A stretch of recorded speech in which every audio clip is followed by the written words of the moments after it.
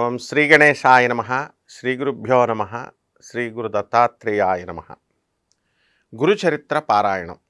ముందుగా మాకు విద్యాభ్యాసం చేసినటువంటి ఆధ్యాత్మిక ఇన్స్పిరేషన్ చేసినటువంటి మా గురుదేవులైనటువంటి శ్రీ సుందర చైతన్య స్వామి వారి పాదపద్మాలకు నమస్కారం చేస్తూ ముందుగా దత్తాత్రేయ ధ్యానం చేద్దాం. ఈ గురు చరిత్రలో మాలా కమండలుధర కరపద్మయుగ్మే మధ్యస్థపాణియుగలే డమరూ త్రిశూలే యస్త ఊర్ధ్వ కరయో శుభశంఖచక్రే ధ్యాయేత్త మత్రివరదం భుజషట్క యుక్తం. ఇది మన గురుదేవులైనటువంటి దత్తాత్రేయ స్వాముల వారి యొక్క ధ్యాన శ్లోకం. దీంట్లో ఏం పట్టుకొని ఉంటాడు ఆయన?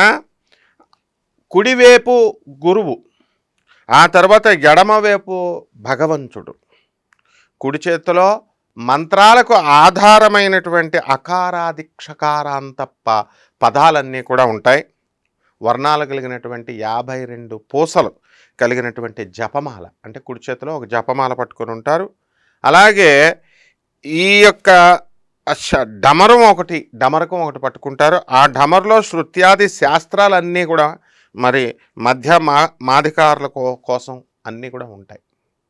ఈ విధంగా ఈ గురుదేవులైనటువంటి దత్తాత్రేయ స్వాముల వారు హరిహర బ్రహ్మ విష్ణు స్వరూపంలో, హరుడు తర్వాత బ్రహ్మ, హరిహర హిరణ్యాత్మక స్వరూపంతో ఏకత్రయ రూపంలో ఆకాశం నుంచి భూమి మీదకి దిగి వచ్చారన్నమాట గురు రూపంలో. ఈ అధ్యాయం 1లో ఏం జరుగుతుందంటే, గురుదేవులైనటువంటి దత్తాత్రేయ స్వాముల వారికి ఒక భక్తుడు ఉంటాడు, నామధారకుడు అనేటటువంటి భక్తుడు. ఆ భక్తుడు ఎంత వాళ్ళ వంశమంతా కూడా దత్తాత్రేయ స్వామి వారి యొక్క సాధన చేసుకొని ఉన్నారు. మరి అటువంటప్పుడు ఇతనికి కూడా వంశపారంపర్యంగా ఆ భక్తి వచ్చింది. ఆ భక్తి వచ్చినప్పుడు ఆయన ఎంతో కఠోరంగా స్వామివారిని చూడాలి అని చెప్పేసి ఆయన ధ్యానం చేస్తూ ఉంటాడు. ఆయన కొన్ని సమస్యలు అనేటటువంటివి అందరికీ కూడా వ్యక్తిగత సమస్యలు ఉంటాయి కదా, ఆ వ్యక్తిగత సమస్యల కోసం ఆయన స్వామివారిని ఎంత ప్రాధాన్యపడినా సరే స్వామివారి దర్శనం కావడం లేదు. అప్పుడు అతనిలో ఆ కోరిక బలీయమైపోయిందనమాట. ఏవైనా సరే నేను స్వామివారిని చూడాలి అని. అయితే స్వామివారి కనబడాలంటే ఆయన, నేను ఏమైనా తప్పులు చేశానా పూర్వజన్మలో? చేసుంటే నాకు ఆ పాపాలన్నింటినీ కూడా, ఆ తప్పులన్నింటినీ కూడా క్షమించేటటువంటి గొప్ప ఔదార్యం గురుదేవులైనటువంటి దత్తాత్రేయ స్వాముల వారికి ఉంటుంది కదా. మరి అటువంటప్పుడు నన్ను రక్షించవచ్చు కదా. ఇనుము ఏ విధంగా అయితే ఈ యొక్క పరశువేది ఉంటుంది, ఆ పరశువేది ఏం చేస్తుందండి, ఇనుముని ఇలా ఆకర్షిస్తుంది. మ్యాగ్నెట్ ఎలాగైతే ఆకర్షిస్తుందో బంగారాన్ని కూడా పరశువేది ఆకర్షిస్తుంది. మరి ఆ విధంగా ఈ యొక్క భక్తుడి యొక్క కష్టాలన్నింటినీ కూడా గురుదేవులైనటువంటి దత్తాత్రేయ స్వాముల వారు ఆకర్షించాలి, మరి మాకు దర్శనం ఇవ్వాలి అని చెప్పి శతవిధాలుగా ఆయన ప్రయత్నాలు చేస్తూ ఉంటాడు, ప్రార్థిస్తూ ఉంటాడు. అప్పుడు ఎంతకీ రాకపోయేసరికి నిష్ఠూర వాక్యాలతో ఆయన, నా వంశం వాళ్ళంతా కూడా మరి నిన్ను ఆరాధించారు కదా స్వామి, మరి అటువంటప్పుడు నువ్వు రాలేకపోతే ఎట్లా అని చెప్పేసి, ఏమైనా సరే నువ్వు కనుక దర్శనం ఇవ్వకపోతే కనుక జిఎంఏ అని ఒక అథారిటీ ఉంది, అది సప్తఋషులు మెయింటైన్ చేస్తుంటారు, గాడ్ మానిటరింగ్ ఏజెన్సీ అని. అంటే అది ఎలా ఉంటుందంటే, ఎవరైనా క్రింద స్థాయి వాళ్ళు పనిచేయడం లేదనుకో, ఆఫీసర్స్కి మానిటర్ చేసేటటువంటి వాళ్ళకి కంప్లైంట్లు ఇస్తాం కదా, ఆ విధంగా స్వామి నువ్వు కనుక నాకు దర్శనం ఇవ్వకపోతే సత్పురుషులు, సప్తఋషులు అయినటువంటి వాళ్ళే కాకుండా నారద మహర్షులు, వీళ్ళంతా ఋషులు ఉన్నారు, వాళ్ళందరికీ కూడా నేను కంప్లైంట్ పెడతాను అని చెప్పి అంటాడనమాట. అన్న తర్వాత అలా రామదాసు ఏ విధంగా అయితే నిష్ఠూర వాక్యాలతో ఆయన స్వామివారిని, సీతారామచంద్ర ప్రభువుల్ని ప్రార్థిస్తాడో, ఆ విధంగా ఈ యొక్క నామధారకుడు అలా ప్రార్థించి అలసిపోయి ఒక చెట్టు క్రింద పడుకుండిపోతాడు. చెట్టు క్రింద పడుకుండిపోయినప్పుడు అప్పుడు ఒక సిద్ధపురుషుడు అనేటటువంటి ఒక యోగి రూపంలో ఎలా ఉంటాడంటే, భస్మాన్ని రాసుకున్నాడు, జటలో కలిగి ఉన్నాడు. ఆ తర్వాత ఇంకా ఈ యొక్క పులి చర్మాన్ని ధరించాడు. పులిచని ధర్మాన్ని ధరించి ఈయనకి చెట్టు కింద పాపం అలసిపోయి పడుకున్నటువంటి నామధారకుడికి ఆయన దర్శనమిస్తాడు. స్వప్న దర్శనం అయింది. ఆ స్వప్నంలో కనబడగానే ఈయన ఉలిక్కిపడి లేస్తాడు. లేచి అటు ఇటు చూస్తాడు. ఓహో, ఇదంతా కలనమాట, నిజం కాదు అని చెప్పి అతను తెలుసుకుంటాడు. ఆ విధంగా ఆ తర్వాత స్వామివారి కోసం తన యొక్క అన్వేషణ ప్రారంభిస్తాడు. అప్పుడు ఏమని ప్రార్థిస్తున్నాడో చూడండి. ఇప్పుడు గంధర్వ నగరం అంటే ఏంటంటే అది గాణగాపురం. మన గుల్బర్గాకి 220 కిలోమీటర్ల దూరంలో ఉంది. అక్కడ నృసింహ సరస్వతి స్వాముల వారు, దత్తాత్రేయ స్వామి వారి యొక్క రెండవ అవతారం అనమాట. ఆయన వెలిశారు. మరి అటువంటిప్పుడు ఆయన యొక్క మహిమలన్నీ కూడా ప్రసిద్ధమైపోయినాయి. దూర దూర తీరాల నుంచి అందరూ కూడా ఆ మహిమలు తెలిసిపోవడంతో స్వామివారు మహిమలు చేస్తున్నారని చెప్పేసి, అంటే అందరి కోరికలు తీరుతున్నారని దూర దూర ప్రాంతాల నుంచి మొత్తం జనమంతా కూడా ఆయన దర్శనం కోసం వచ్చేస్తున్నారు. వస్తున్నప్పుడు పెళ్ళి కాని వారు, పెళ్ళైనటువంటి వాడు సంతానం లేదని, అలా ఈ యొక్క అన్ని రకాల కోరికలు, ఇళ్ళు కావాలి, అన్ని భౌతికమైనటువంటి కోరికలు ఉన్నటువంటి వాళ్ళందరూ వస్తున్నారు. అలాగే ఆధ్యాత్మికంగా పరిణతి కోసం, ఎదుగుదల కోసం వెళ్ళాలి అనుకునేటటువంటి వాళ్ళు కూడా వస్తున్నారు. వస్తుంటే వాళ్ళని దర్శించాలని చెప్పేసి వాళ్ళ కోరిన కోరికలన్నీ కూడా నెరవేరుతున్నాయి అని చెప్పేసి నామధారకుడు అనేటటువంటి బ్రాహ్మడు, ఇప్పుడు మనం చెప్పుకున్నాం కదా, వాళ్ళ పూర్వీకులంతా కూడా వాళ్ళ వంశం వాళ్ళంతా కూడా దత్తాత్రేయ స్వామి వారిని ప్రార్థించేవారు. ఆయన ఏం చేశాడు, ఎన్నో కష్టాలకు గురయ్యి పాపం అంత దూరం కూడా నడుచుకుంటూ ఎన్ని చేసినా సరే ఆయన కోరికలు తీరడం లేదని చెప్పేసి వ్యాకులు పట్టి, ఆ పరిస్థితుల్లో అతను శ్రీ గురుడు అంటే నృసింహ సరస్వతి స్వాముల వారు, అంటే దత్తాత్రేయ స్వాముల వారు, ఆయన యొక్క మహత్యాన్ని విని వారి దర్శనంతో అవి తీరతాయని చెప్పి ఆయన ఏం చేశారు, నిశ్చయించుకున్నాడు. అవి కనుక లభించకపోతే, ఆ దర్శనం కనుక లభించకపోతే తన జీవితమే వ్యర్థం అని చెప్పేసి నిరంతరము కూడా ఆ స్వామివారి పాదాలను స్మరిస్తూ ఆకలి దప్పులు కూడా మర్చిపోయి ఆయన కాలినడకన వాళ్ళ ఊరు నుంచి ఈ గాణగాపురం అంటే గంధర్వపురం అనేవాళ్ళం పూర్వకాలంలో, ఆ గ్రామానికి ఆయన నడుచుకుంటూ వచ్చేసాడు. ఆయన దర్శనం కనుక అవ్వకుంటే నేను ప్రాయోపవేశం చేస్తాను, నేను చనిపోతాను అని చెప్పేసి అతను అనుకొని ఈ యొక్క శ్రీ గురుణ్ణి ఇలా ప్రార్థిస్తున్నాడు అనమాట. ఏమన్నాడు, స్వామి, అందరి కష్టాలు కూడా తొలగించేటటువంటి నీ నామస్మరణ, దత్తా అని పిలవగానే అందరి కష్టాలు దూరం అయిపోతాయి. మరి అలాంటిది నా కష్టాలు ఎందుకు తీరడం లేదు? అందుకు నా పాపాలే నా కారణం. నా పాపాల కారణమైతే మా సర్వపాపహరమైనటువంటి నీ యొక్క నామం ఉంది కదా, మరి అది ఆ పాపాలన్నింటినీ కూడా నశింపజేయాలి కదా, ఎందుకు నశింపజేయడం లేదు అని చెప్పేసి, అన్ని జీవుల్ని కరుణించేటటువంటి వారు మీరు మాత్రం నన్ను ఎందుకు కరుణించట్లేదు అని చెప్పేసి అడుగుతారు. తర్వాత గురువు ఎవరండి? ఓం గురుర్బ్రహ్మ గురుర్విష్ణు గురుర్దేవో మహేశ్వర గురురేవ పరమబ్రహ్మ తస్మై శ్రీ గురవే నమః అన్నాం కదా. కాబట్టి హరిహరాత్మ బ్రహ్మ విష్ణు మహేశ్వర స్వరూపమే కదా గురువు. మరి త్రిమూర్త స్వరూపం అయినప్పుడు మరి వెంటనే గురువును తలుచుకున్న వెంటనే ఈ యొక్క ఫలితాలు ఇస్తారని చెప్పేసి వేదాలు, శాస్త్రాలు, పురాణాలు అన్నీ కూడా చెప్తున్నాయి. మరి అవన్నీ అబద్ధం చెప్పవు కదా.